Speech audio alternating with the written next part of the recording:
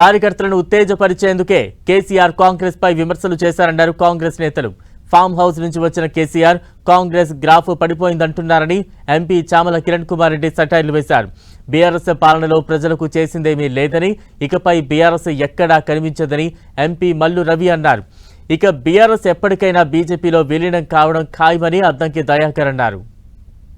కేసీఆర్ గారు ఇప్పుడు Congress party graph పడిపోయింది, బై ఎన్నికలు వస్తాయి, మళ్లీ మేము గెలుస్తామని చెప్పి మీరు మీ కార్యకర్తలను ఉత్తేజపరచడానికి ఏదో చెప్పినట్టుగా ఉంది తప్ప మీకు అసలు చిత్తశుద్ధే లేదు. మీకు అసలు చిత్తశుద్ధి ఉంటే మీకు ఒక ప్రజాస్వామ్యంలో మిమ్మల్ని ఒక అపోజిషన్ లీడర్ గా ఎన్నుకుంటే మీరు రోజు అసెంబ్లీకి వచ్చి అసెంబ్లీలో ఇక్కడ ప్రభుత్వం చేస్తున్నటువంటి పనులను ఒక పెద్ద మనిషిగా ఒక అపోజిషన్ లీడర్ గా ప్రజల సమస్యల మీద చర్చించాల్సింది పోయి అప్పుడప్పుడు ఏమంటారు పున్నమి నాడు పౌర్ణమి నాడు వచ్చినట్టు మీరు వచ్చి ఈ యొక్క కార్యకర్తలను ఉత్తేజపరిచేటువంటి కార్యక్రమము చేస్తుర్రు. దానివల్ల ఏమి ఒరిగేది లేదు. మీరు దయచేసి అసెంబ్లీకి రావాలని కోరుకుంటున్నాం. మీరు గెలవాలనుకుంటే 5 ఏళ్ల దాకా బై ఎన్నికలు వచ్చే అవకాశం కాదు కదా, ఏమీ లేదు. లోకల్ బాడీ ఎన్నికలలో కూడా మీకు ఉనికి లేదన్న ఉద్దేశంతో మీరు వచ్చి ఏదో ఇట్లాంటి మెసేజ్లు ఇస్తున్నట్టుగా క్లియర్ గా కనపడుతుంది. కాంగ్రెస్ ప్రభుత్వాన్ని తిడితేనే బీఆర్ఎస్ పార్టీ అస్తిత్వం నిలబడుతుందనే పద్ధతిలో మాట్లాడటం జరిగింది.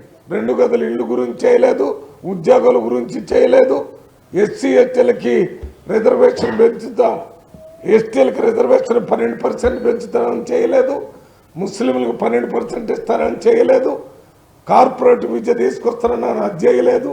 మరి ఇప్పుడు మీరు 10 సంవత్సరాల్లో 7 లక్షల కోట్ల రూపాయల అప్పులు చేస్తే ఆ అప్పుకి నెలకి 6,500 కోట్ల రూపాయలు వడ్డీ కట్టే పరిస్థితి వాళ్ళ రాష్ట్ర ప్రభుత్వం భరిస్తుంది. కేసీఆర్ మళ్ళీ వచ్చేది లేదు, బీజేపీలో వాలిపోవడం ఖాయం. ఈరోజు పార్టీ శ్రేణుల్లో ఆనందం నింపడానికి ఏదో ఒక ప్రయత్నం చేసినట్టుగా మనకు కనబడుతున్నప్పటికీ కూడా బీజేపీతో రాజకీయ రహస్య ఒప్పందమే మిమ్మల్ని ముంచింది, భవిష్యత్తులో కూడా ముంచబోతున్నది. లిక్కర్ కేసు అయితేంది, మీరు ప్రభుత్వంలో చేసిన అవినీతి అయితేంది, రేపటి రోజున బీజేపీకి ఏ విధంగా సహకరించాలనో అదే ప్రయత్నంలో ఉంటారు తప్పితే మరొకటి లేదు. మీరు నిలబడేది లేదు, కూలిపోయిన వాళ్ళు వాలిపోవడం ఖాయమనేది మా యొక్క అంచనా.